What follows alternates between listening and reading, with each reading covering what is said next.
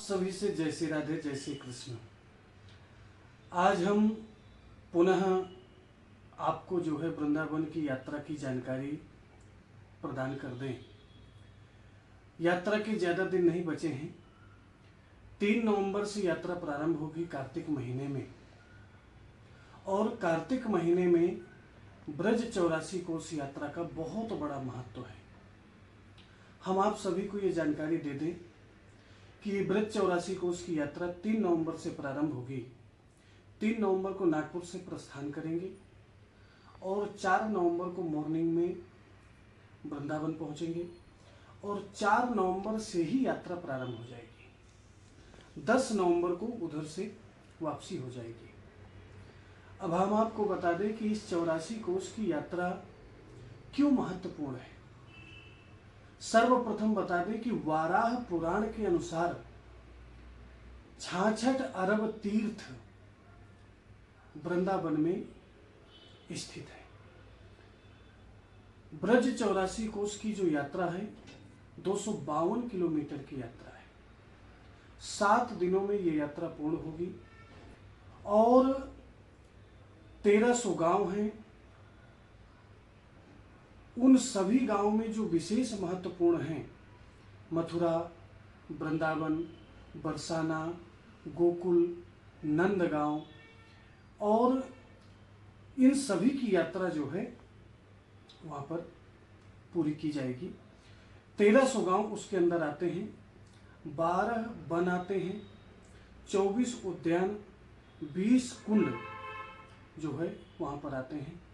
प्रमुख स्थल हैं, उन सभी स्थलों के मुख्य रूप से जो विश्राम स्थल 25 विश्राम स्थल रहेंगे, उन सभी के दर्शन जो है हम करेंगे 7 दिनों में। 252 किलोमीटर की जो यात्रा है, पैदल सीनियर सिटीजन पैदल तो यात्रा नहीं कर सकते हैं, इसलिए 4 व्हीलर से जो है ये यात्रा की जाएगी। सबके लिए गाड़ियों की व्यवस्था रहेगी और उन गाड़ियों से जो है परिक्रमा लगेगी। जहाँ तक गाड़ियाँ पहुँचेंगी वहाँ तक जाकर के और फिर दर्शन करके पुनः अपनी गाड़ियों में बैठ करके आगे की यात्रा होगी। 7 दिनों में ये यात्रा पूर्ण की जाएगी। इस यात्रा का इतना महत्व है, कहते हैं चातुर्मास में ये यात्रा करने का विशेष महत्व है, जिसमें जुलाई, अगस्त, सितंबर, अक्टूबर और नवंबर का महीना, अर्थात बोला जाए तो आषाढ़, श्रावण, भाद्रपद, आश्विन और कार्तिक, जिसमें कार्तिक एकादशी और कार्तिक पूर्णिमा का बहुत बड़ा महत्व है। हमारी ये जो यात्रा है कार्तिक पूर्णिमा भी वहीं पर पड़ेगी और उस यात्रा में हम कार्तिक के महीने में दिव्य स्थानों के हम दर्शन करेंगे। ये इतनी बड़ी यात्रा है कि जितने लोग भी वृंदावन की यात्रा किए हैं, संभवतः वो प्रमुख स्थलों को दर्शन करके आ गए होंगे, लेकिन ये जो यात्रा रहेगी इसमें कोई भी स्थान नहीं छूटेगा। सारे स्थानों की परिक्रमा लगेगी, पूरे ब्रज की परिक्रमा लगेगी और वो पूरा ब्रज आ जाएगा जिस ब्रज में भगवान कृष्ण ने किसी न किसी प्रकार से जिन जिन स्थानों पर लीला की है, उन हर स्थानों की जो है परिक्रमा हम लगाएंगे। गोवर्धन की परिक्रमा भी इसमें शामिल है। 84 कोस, 7 कोस की गोवर्धन की परिक्रमा है, लेकिन 84 कोस के अंदर सारा ब्रज जो है उसके अंदर आ जाता है। विशेष रूप से हम ये भी जानकारी दे दें कि अगर हम वृंदावन की परिक्रमा करते हैं, 84 कोस की परिक्रमा करते हैं, तो उस 84 कोस में 66 अरब तीर्थ हैं वराह पुराण के अनुसार। इसके अलावा जिस समय नंद बाबा और माँ यशोदा को तीर्थ यात्रा करनी थी, तो भगवान कृष्ण उस समय चारों धाम बद्रीनाथ, केदारनाथ, गंगोत्री, यमुनोत्री और सभी ज्योतिर्लिंग सबको जो है वहाँ पर ब्रज में स्थापित किया, जिससे नंद बाबा दर्शन कर सके।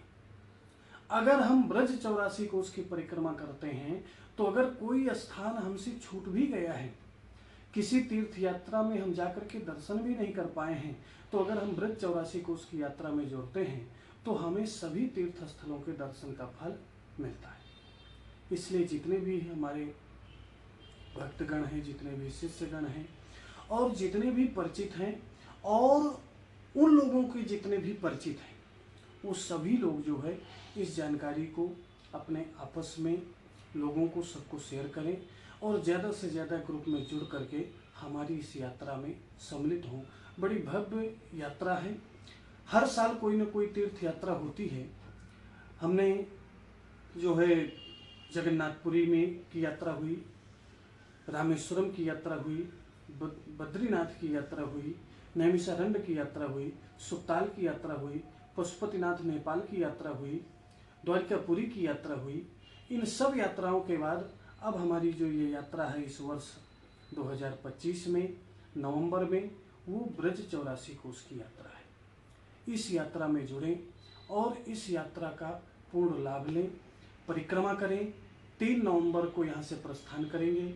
4 नवंबर से यात्रा प्रारंभ होगी। 10 नवंबर को हम वहाँ से प्रस्थान कर जाएंगे और 11 नवंबर को मॉर्निंग में हम नागपुर पहुँच जाएंगे। इस यात्रा में